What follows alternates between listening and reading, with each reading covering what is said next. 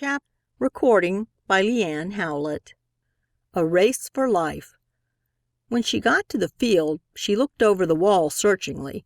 There, sure enough, away at the other end, browsing, with head down, was the cow.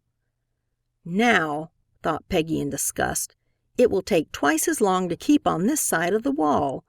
I could cut across diagonally and save more than half the distance. She eyed the big red creature impatiently. She's back, too, she reasoned, and she's eating so fast she'll never notice me way on this side at all. I don't believe she's so bad anyway, she concluded. With which she climbed the wall and let herself carefully down into the pasture. Madame, the cow, was still oblivious, eating away quite as if no red-caped little girl was scurrying over her domains. Peggy had gone nearly half the distance, and still the cow had not seen her, or seeing, had taken no notice.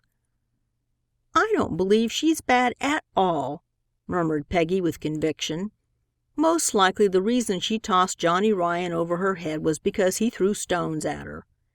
"Animals," said this fearless young person to herself with a virtuous air, "ought to be treated as well as people." Just at that moment, right out of a clear sky, without a breath of warning, a tremendous wave of wind struck across the field. Its suddenness almost knocked Peggy over. Her cape flew out and shook tempestuously about her. She had hard work to keep it from covering her face with its shaking folds. As she stopped and tried to straighten it out, she heard something that sounded like a low mutter of thunder. Half unconsciously, she turned, and there in the far corner stood the cow, now facing her way. Her head was down, her tail angrily lashing from side to side. Peggy was not sure whether the animal's rage was directed against her or against the tempest of wind that had so unexpectedly arisen. In any case, the fury of the beast was so plainly shown that even Peggy's stout heart felt a big throb of terror. Drawing the cape about her as well as she could, she started on a run. The wind, fortunately, was coming from a side that aided rather than hindered her speed. Before she had gone more than a few rods, again sounded the low, thundering roll. She turned to look without stopping, and she had cause indeed for fear. There was no doubt now about the cow. With head still down, she was stalking over, straight after the flying child. As yet she was taking the chase rather slowly, but Peggy knew in one frightened glance that even at that rate she would certainly overtake her before she could reach the wall.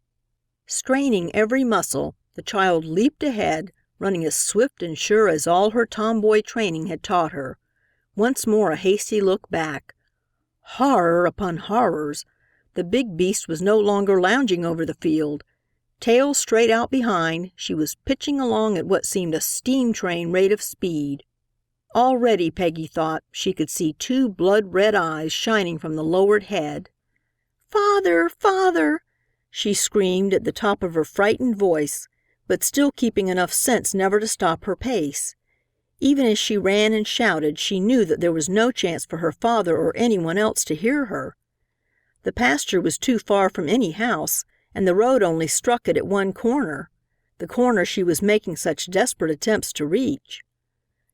Just then, "Drop your cape! Drop your cape! Quick!" The voice came from behind. Peggy turned. There, running along on the very top of the side wall, at imminent risk it would seem of breaking her neck, was Elsie Baker. As she ran and shouted, she was vigorously shaking something in the air. "Drop your cape!" she screamed again. Peggy at last comprehended. With a jerk she undid the hook at the neck and flung the red, flaming cloth as far behind as she could without actually stopping. In almost no time, while Peggy had hardly made a rod's gain, the furious cow, with a roar that shook the air, had reached the cape. Within a minute she had torn it into 1,000 bits. Then, throwing up her head with another bellow, she started once more after the little figure, now not far from the wall of safety. Altogether too far, however, for her to hope to reach it before the stamping beast. "Hi, hi, yah, yah!" at that moment shrieked shrill and piercing over on the right. The cow hesitated half a second. What was that flaunting, wicked red thing waving up and down the wall over there? Hi, yi, hi, yi, came from the figure tossing the big bandana square. The cow stopped one moment in indecision. The girl she had been chasing was so near it would be a matter of only a very few big lunges to catch her. That ugly red flag was farther away. But, "Hi there! Yi, yi, yi!" screamed the voice with all the power the young lungs could employ. That finished it for Mrs. Cow. With a shake of her wicked head and another big roar, she turned and bounded for the wall. Peggy, meanwhile, flew on, panting and breathless, with her strength going fast. She was dimly conscious that the heavy thuds no longer sounded so near. It was not, however, till with a gasping sob she reached the wall and with a last desperate effort climbed to the top that she saw what had happened.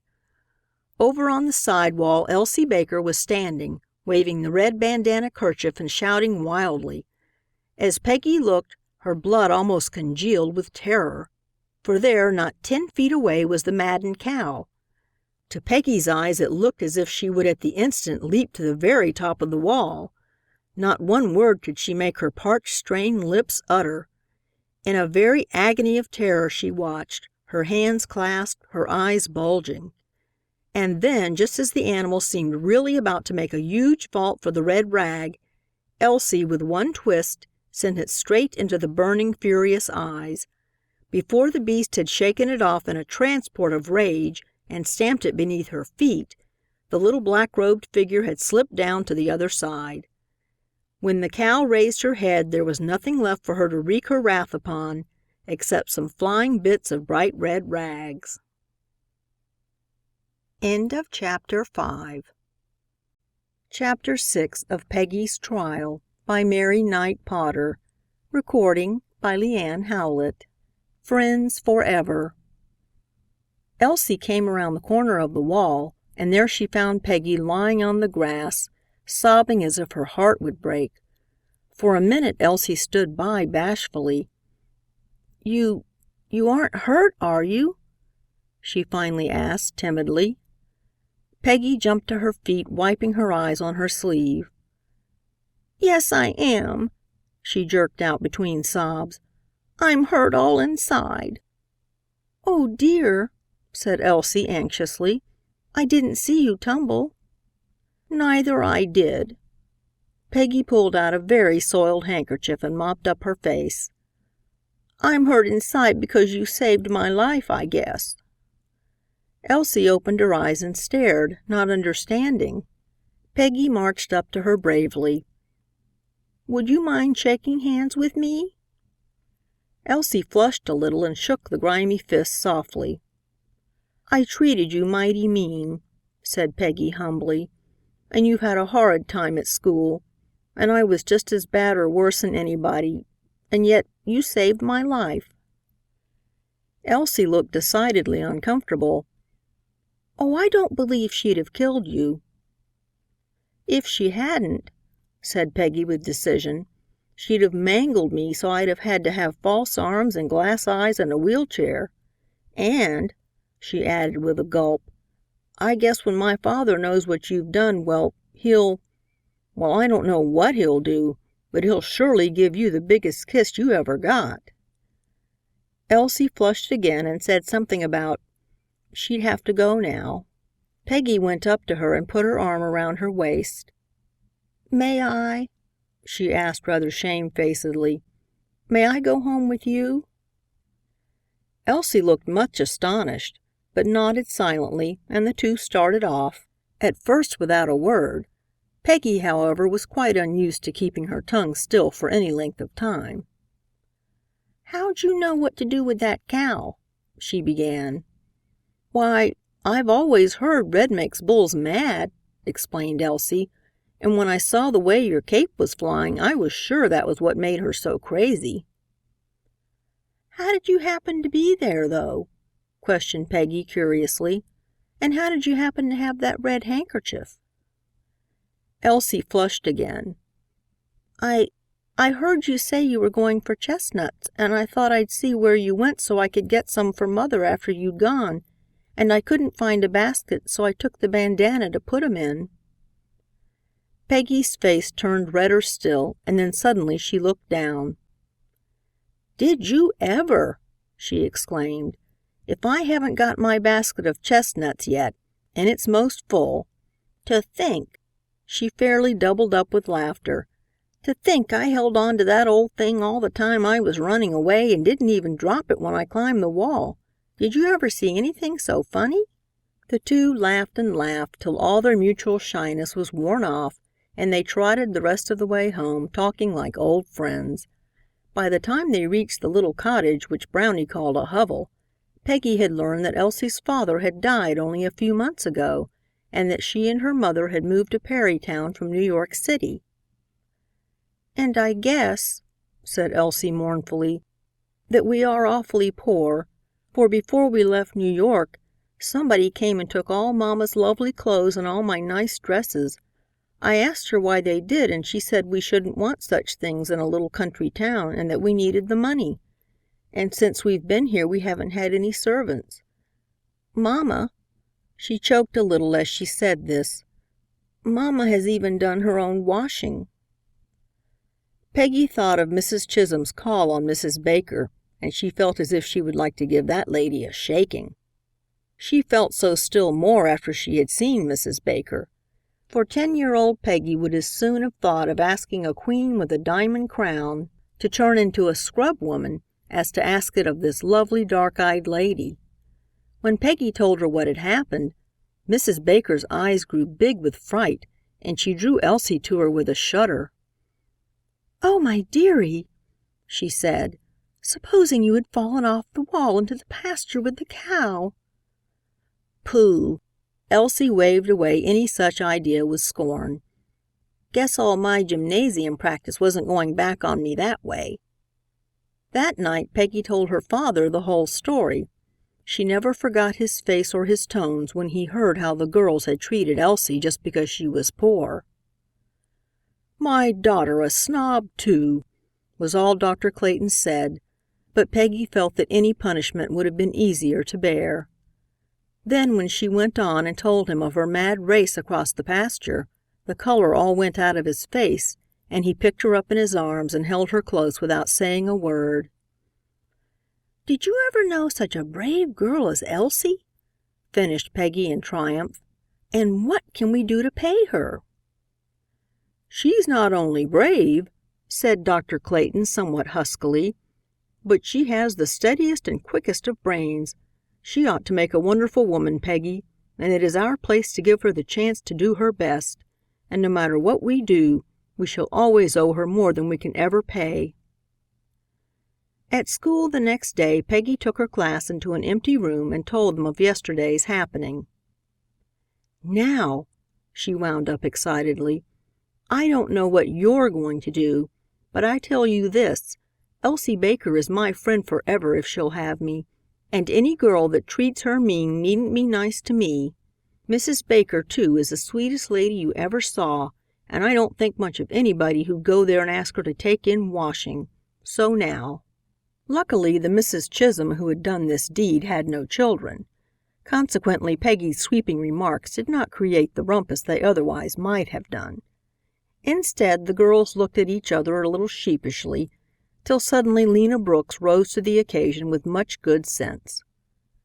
"Girls," she jumped onto a chair and waved her arms over their heads, "we've been a pack of silly geese, and I guess we're all ashamed. Now then, let's give 3 cheers for Elsie Baker." The cheers were given with all the good will in the world. When Elsie came in a few minutes later, though there were no verbal apologies, she found herself no longer the little outcast of the day before. It was the beginning of a new and better time for both Elsie and her mother. When Dr. Clayton called on Mrs. Baker to tell her how he and Peggy owed her little girl more than they could ever repay, he discovered several things. First, that Peggy was quite right in her estimate of Elsie's mother. Next, that he had once slightly known Mr. Baker. He remembered also how it was reported that his failure in business just before he died was entirely due to a dishonest partner. That set Dr. Clayton to thinking. The result was that several months later, he succeeded in making the partner hand over to Mrs. Baker a certain amount of money, enough at least, so that she was pretty sure of never again being in such desperate circumstances as when she came to Paratown and took the hovel. Some weeks ahead of this, however, she had accepted a position.